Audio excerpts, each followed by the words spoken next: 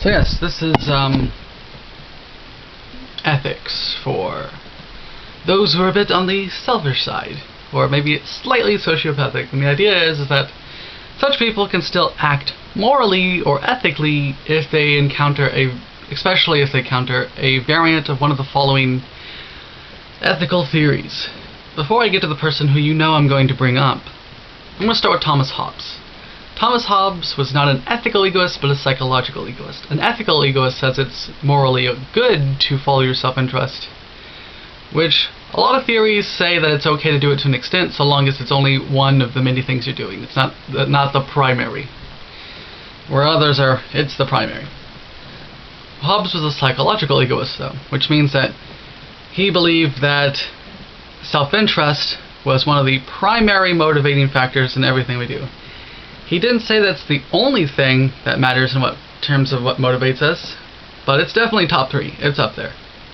So, with this fact in mind, he created a theory for how society should be run, or how it should be set up. So, this did not start off so much as an ethical theory, but as like a political theory. Also, Hobbes did not believe that people are inherently evil, just that if things aren't set up right, they have no way to act good, because the system isn't set up for the self-interest to motivate them to do good. So he brings up these 4 situations in regards to our self-interest and rules. What's in our highest self-interest would be, I don't have to follow the rules, but everyone else does.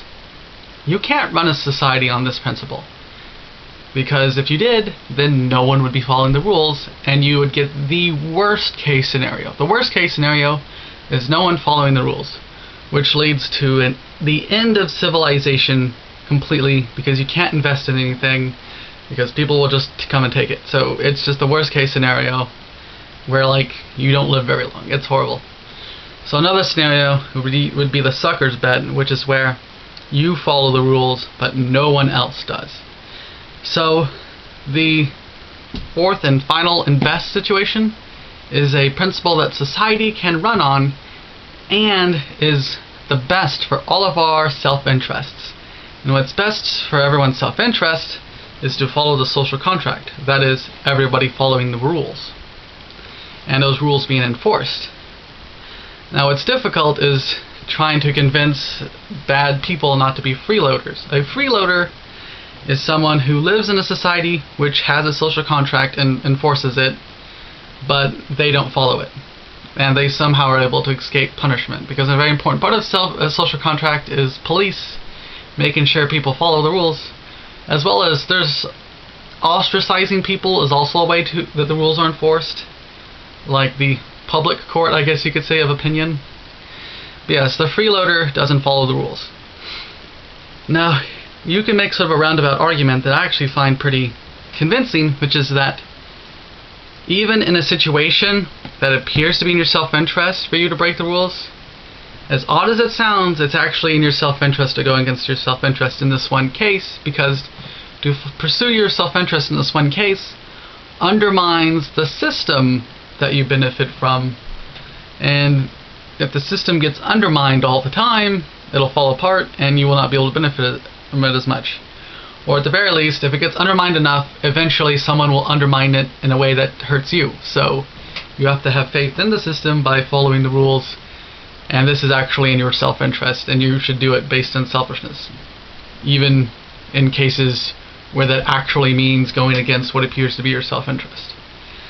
Now, for the person you know I'm going to talk about, Ayn Rand. Ayn Rand is actually a pretty good philosopher for convincing jerks to be good people.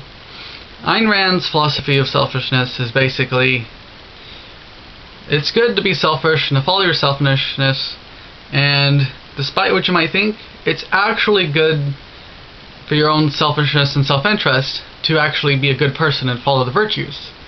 So she says it's in your self-interest in the long run to be honest and productive and have integrity and just be a good, all-around good person all the time. So if you're a good person all the time, you will be happier and better off for it. So, for instance, if you have an option, if you know that you can steal something and you're not going to get caught for it, This appears to be in your self-interest, but Ayn Rand would say that you shouldn't steal the money, even though you know you can get away with it, because it will actually not be in your real self-interest. Because, and this is something I wish everyone did. Self-interest to her, and myself included, is not entirely based on money. It's based on what you value, and if you value yourself, you're not going to do bad things for money. Instead, what you're going to do is have integrity and live a virtuous life. It's a long, drawn-out argument for how doing things that are against your self-interest are actually for your self-interest in both Hobbes and Ayn Rand. And it appears my brother's home.